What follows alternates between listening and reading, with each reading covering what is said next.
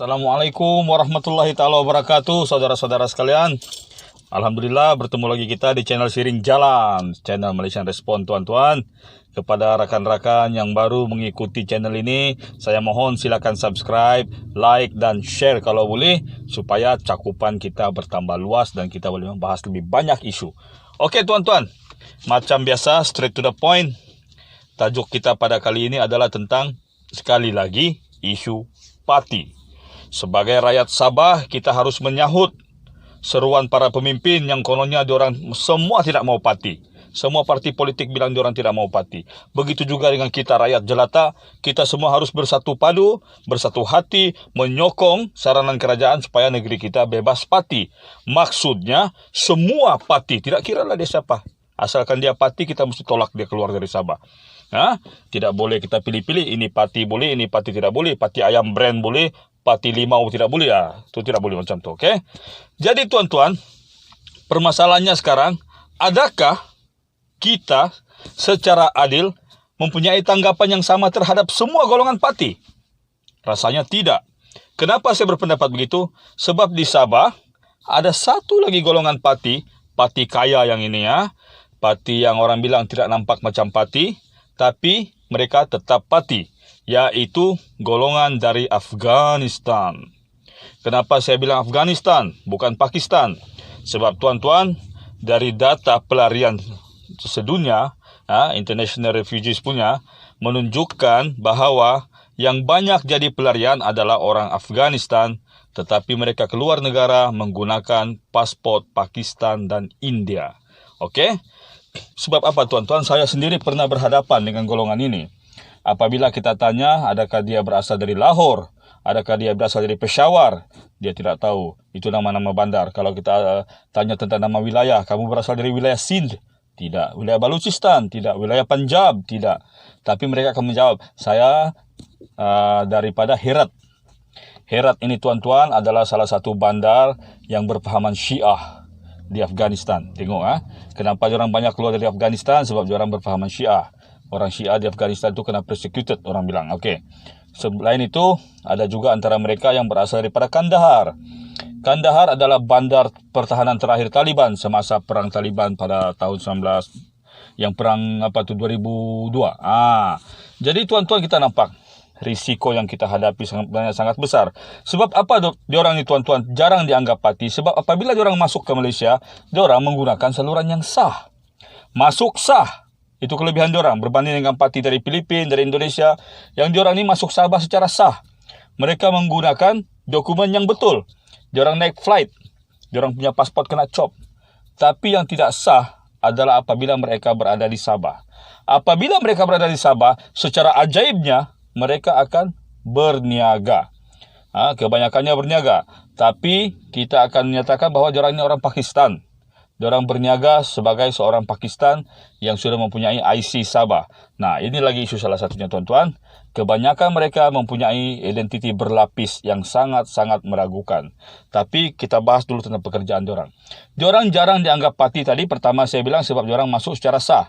Tetapi setelah itu tuan-tuan, yang ajaibnya, macam mana diorang boleh berada secara lama di Sabah? Sedangkan mengikut undang-undang immigration, undang-undang persekutuan kita, orang luar negeri paling lama pun ada di dalam persekutuan Malaysia adalah selama 28 hari. Tapi mereka boleh berada lama di Sabah. First step, diorang akan jalan kaki, jual kain, jual barang-barang murah, kasih hutang sama orang. Second step, diorang akan beli basikal. Third step, sudah ada motor. Step keempat, beli kereta second. Step kelima, ada van. Keenam, diorang akan ada kedai. Jadi diorang ada 6 langkah saja untuk establish diri diorang di Sabah. Jadi tuan-tuan, kenapa saya katakan hal ini sangat berisiko buat negeri kita? Tengoklah betapa bijaknya mereka tuan-tuan. Mereka masuk mendisguisekan, menyamar sebagai pelancong biasanya. Selepas itu diorang akan masuk ke Sabah melebihi tempoh 28 hari. Jadi kita nampak betapa bijaknya mereka. Berbanding dengan risiko yang diterbitkan oleh orang-orang parti dari Filipina dengan orang Indonesia, kita sudah nampak. Kita sudah nampak bahawa mereka parti dan skop bahaya yang mereka ada cuma itu-itu saja. Paling diorang isap gam, pergi minta sedekah tepi jalan, pergi buat kerja-kerja kontrak tapi tidak bayar permit. Paling-paling itu saja. Paling-paling itu saja. Kalau kita bilang diorang ni mengundi ke apakah, itu hal lain. Itu adalah disebabkan ada pihak daripada orang dalam kita sendiri yang merosakkan kita punya sistem. Tapi bagi orang-orang dari Afghanistan ini tuan-tuan, bahayanya macam api dalam sekam. Kita tidak nampak. Okey, saya tidak mau dianggap resis dengan menembak sesuatu suku walaupun dia parti. Tapi yang jadi persoalan sekarang, siapakah yang melindungi mereka? Seperti yang kita maklum tuan-tuan, salah satu parti di Sabah yang dicop sebagai parti mesra parti adalah parti warisan. Tapi persoalannya sekarang, apa hubungan warisan dengan orang-orang Afghanistan alias Pakistan? Apa hubungan dorang? Saya rasa hubungan dorang adalah sifar, zero. Tidak ada tuan-tuan. Tapi kalau parti Giras, sangat sensitif. Sebab dalam kalangan parti Giras, sudah ada antara mereka ini yang jadi menteri. Sudah ada antara mereka ini yang diwar-warkan jadi calon di Batu Sapi. Dan diorang sudah lama, sudah established. Jadi mereka lah yang saling membantu kehadiran orang-orang ini.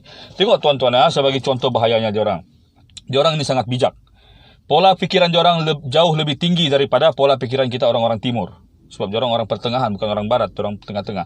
Jadi tuan-tuan, coba bayangkan, apabila diorang buka sebuah kedai runcit, yang jadi persoalannya adalah siapa yang bagi diorang lesen. Sedangkan terang-terangan undang-undang negara kita tidak membolehkan warga asing berniaga. Kalau diorang tidak berniaga, apa cari makan diorang? Diorang bukan boleh kerja. Kamu ada tengok ke Afghanistan kerja di pasar? Pernah tengok cewek Afghanistan kerja jual baju di butik? Tidak pernah. Diorang tidak bekerja dengan mana-mana syarikat. Jadi mereka tidak boleh dikesan. Tidak boleh dikesan. Melainkan mereka buka syarikat sendiri. Mereka buka kedai runcit. Dan kedai runcit mereka sangat bahaya tuan-tuan. Bukan diorang jual bom kah, jual peledak kah, tidak. Tapi kedai runcit diorang boleh mematikan kedai runcit lain di dalam sebuah daerah. Mereka tidak akan buka kedai dalam bandar atau jauh di hujung kampung, tidak. Tapi di pinggir-pinggir. Diorang akan buka 2-3 kedai dengan harga yang sangat rendah. Lalu orang lain, kedai-kedai lain, kedai runcit lain dalam kampung itu dimiliki rata-rata oleh kita orang tempatan, mati perniagaan dia. Sebab apa tuan-tuan, diorang ni biasanya seperti di Semenanjung, diorang ada konsortium. Diorang ada main supplier. Main supplier ini akan mengadakan dua harga. Harga yang agak tinggi kepada peniaga runcit lain, terdiri dari berbagai tempatan, dan harga yang sangat rendah kepada sesama mereka, warga asing. Jadi tuan-tuan, nampak tak? Selain itu bahaya mereka sekarang ini, mereka sudah mulai mengundi. Karena perlindungan yang diberikan pada mereka, wang yang banyak yang ada pada mereka, membolehkan mereka, orang bilang, money is king, boleh buat apa saja. Dalam pilihan raya yang lalu pun kita nampak, IC orang Pakistan atau Afghanistan, tiba-tiba bangsa murut. Pernah saya sendiri tuan-tuan terjumpa dengan seorang Afghanistan. Jadi saya tanya dia, apa bangsa bosku? Itu sudah tulis dia cakap murut. Kau pandai menerima guna tip kah? Saya cakap, kau pandai menerima guna tip? Apa? Mau guna tip? Saya tidak kasih orang tip. Dia bilang, tengok. Ini Afghanistan yang advance sikit, dia tahu pasal tip, tapi dia tidak tahu pasal mau guna tip. Tengok tuan-tuan, betapa jelasnya.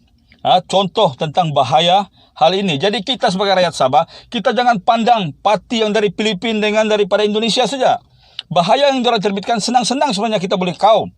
Senang-senang kita boleh cantas. Tapi pemerintah kita sendiri yang tidak serius. Diorang sengaja bermain tarik tali, bermain politik, dijadikan bahan politik. Tapi bahaya daripada parti yang lebih besar, parti yang lebih bijak, seperti orang Afghanistan atau Pakistan, kita buat-buat tidak nampak. Malah kita biarkan mereka menguasai beberapa sektor perekonomian negeri kita. Jadi, tuan-tuan, satu, nampakkan risiko yang ada, bahaya yang ada. Kedua, persoalan tentang siapa yang melindungi mereka.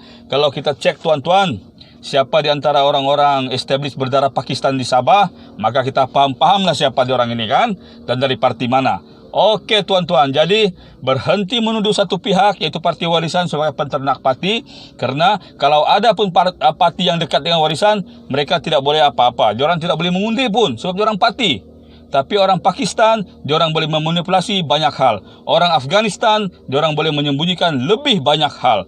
Jadi tuan-tuan, kepada pihak yang bertanggungjawab melindungi kaum ini, sedar-sedarlah. Kita harap apabila kerajaan yang baru nanti Pre-ARIU 15 ditubuhkan, hal ini turut ditangani. Dan kita orang Sabah, jangan pilih kasih. Jangan kita tengok bahaya yang sebelah kanan saja. Sebelah kiri lebih kuat lagi dia punya bahaya. Okey, mudah-mudahan video saya bermanfaat.